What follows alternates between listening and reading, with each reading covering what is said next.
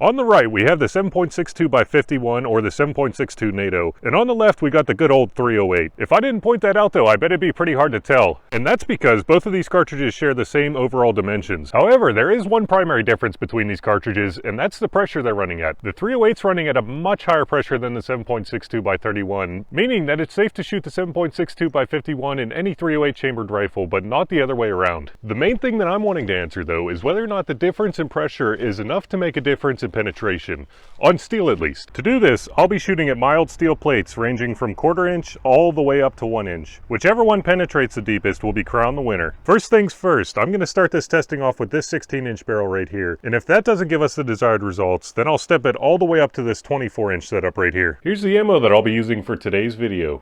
If you missed the last video, then you missed the brand new testing device that I revealed. And here it is. Each one of these slots is a different thickness of steel, and as long as the steel touches both of these slots, it'll be kept at the same angle every single time, as demonstrated here. So I really appreciate everybody who commented asking for something like this. By the way, I'm still looking for a name for it. I almost forgot to mention that I have this brand new safety device right here, this shield. It should block just about any ricochet that comes my way, and it's made out of 1/4 inch thick steel. To show you just how effective this shield is in terms of safety, I'm going to shoot 10 rounds of 22 LR at it to simulate a ricochet. Or multiple ricochets, I guess.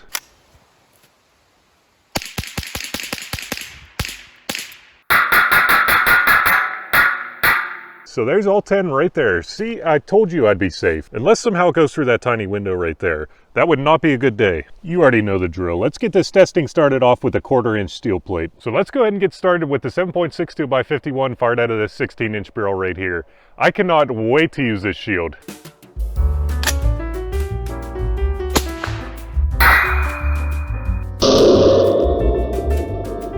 I'm almost 100% positive I saw daylight through that one, but let's go ahead and verify real quick. Yep, there it is, a nice clean hole. Let's go back to the bench and test the 308, although I think we already know what's going to happen.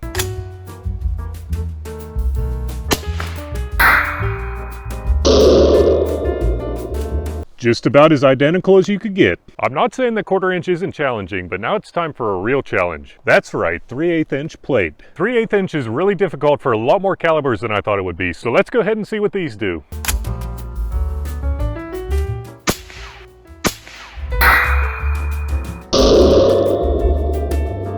Something kind of sounded like a ricochet on that one, so I'm really glad I was behind that shield. Now let's go check it out. Surprisingly, that 3/8 inch didn't seem to be a problem at all. I would think that the 308's going to do at least the same.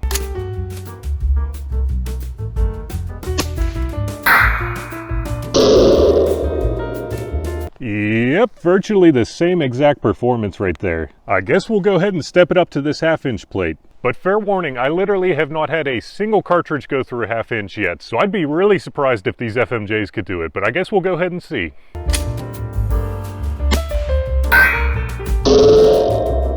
I'm almost 100% certain that something came back on that one. It didn't hit the shield, but it still came back. And what do you know, after searching around for quite a bit, I found this piece of jacket right here in this puddle. Guys, do not try this testing at home. And as expected, it did not go through, but it did go in pretty deep. I would be really shocked if the 308 didn't do the same thing, but I've been wrong before, so let's go ahead and see.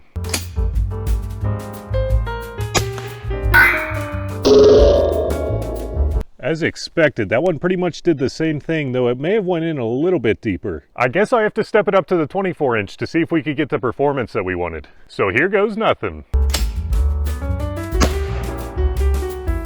That definitely seems to be a lot smaller diameter of a hole, and it went way deeper than the 16 inch, but it still didn't change the fact that it did not go through this 1/2 inch plate. At this point, I'd be pretty shocked if the 308 went through.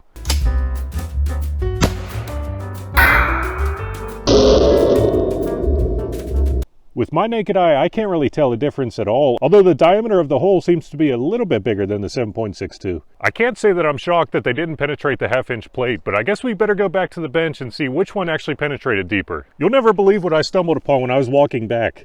Look at this lead cup right here. That is nuts. And now it's time to grind.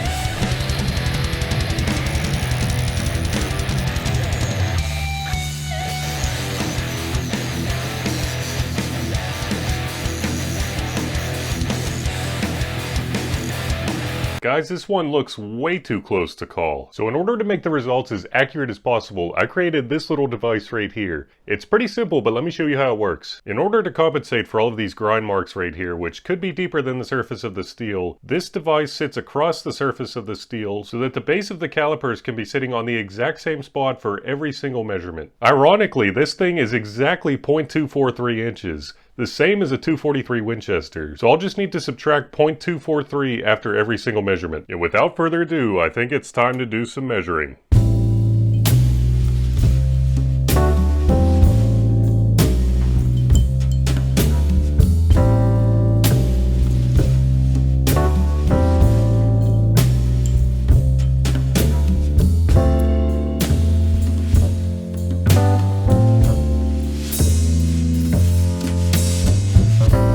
Guys, you are never going to believe this, but in both cases the 7.62 NATO actually outpenetrated the 308, and not by a small margin. So with the 16-inch barrel, the 7.62 penetrated 0.309 inches, and the 308 with the 16-inch barrel only penetrated 0.258 inches. That's a difference of 51 thousandths. And moving up to the 24-inch, the 7.62 NATO penetrated 0.457 inches, whereas the 308 with the 24-inch only penetrated 0.391 inches. That's a difference of 66 thousandths, which is an even bigger margin. If I was just looking at the numbers on the boxes, I never would have guessed that the 7.62 NATO would have outpenetrated the 308. But I've been wrong before, and this is definitely one of those times. If I had to guess, I bet it comes down to the bullet construction of each. I'm sure that the 7.62 NATO either had a thicker jacket or a harder lead composition, but let me know what you think in the comment section down below. Anyways, I really hope that you enjoyed today's video. Thanks so much for watching, and remember, don't let ballistics drive you bananas.